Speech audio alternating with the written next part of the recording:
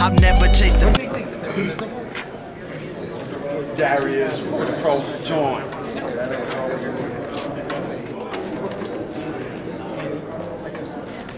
John points. I know.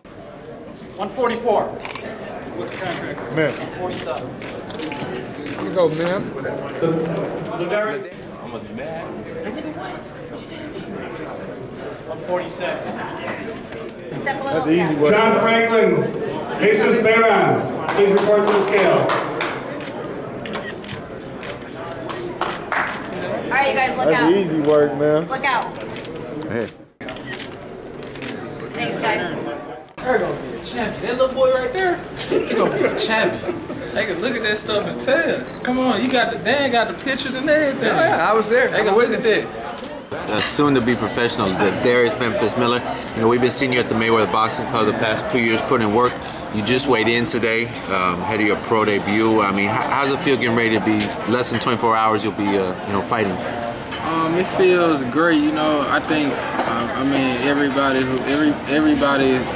fighter who's had their pro debut is a little nervous. I mean, but it feels great. I just feel like, you know, it's my time, you know, to show the people who don't really know too much about me that it's a new fighter on the scene and he's ready to do damage, you know. Okay. Tell me about your history in boxing, like where you were from, how'd you get into boxing? I started off boxing when I was 10, you know. I'm from originally from Memphis, Tennessee, you know.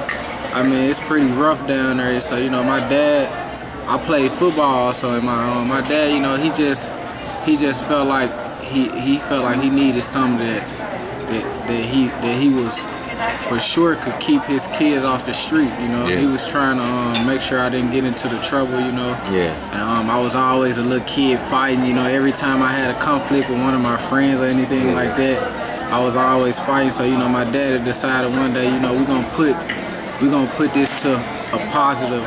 We're gonna put this to something positive. You know, he took me to the gym, and the first day I walked in the gym, you know, it was history. After that, you know, I've been in the gym ever since. Okay, what was it about boxing where, like, was there a moment where it hit you and you said, I could do this as a career, this could change my life? You know, as a kid, I don't think I ever had the passion that I have for boxing for anything else. I was great at football. I played basketball. I mean, I was just an athletic person. So, but it was something about boxing that it just pulled me to it. It was all I never wanted to leave the gym.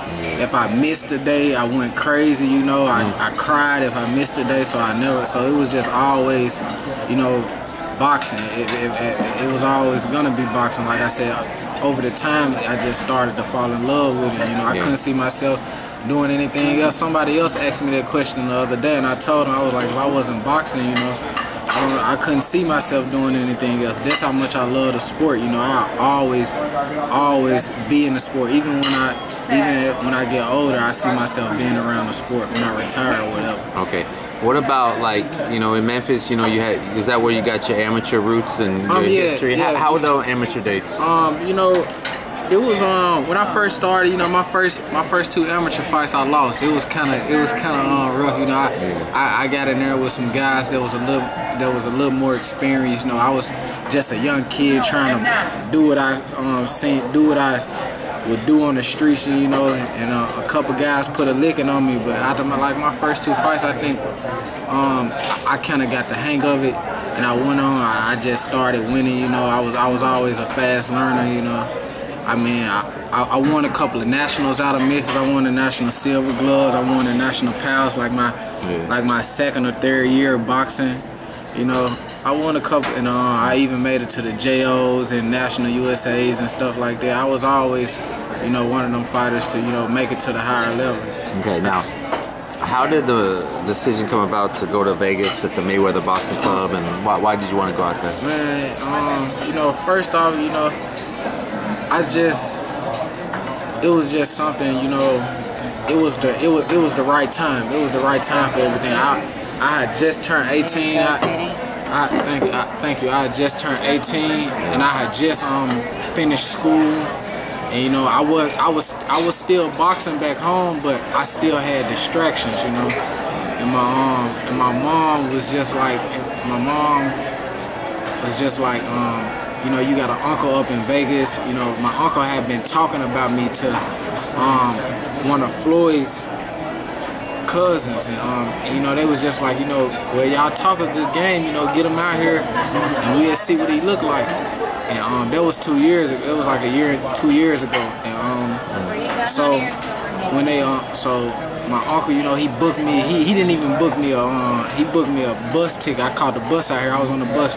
I was on the bus 3 days from Memphis to Vegas. Hot, stinky. You know, I was the last seat, and I was always the last on the back of the bus, and you know, it was just bad. And I was like, man, I'd never ride the bus again.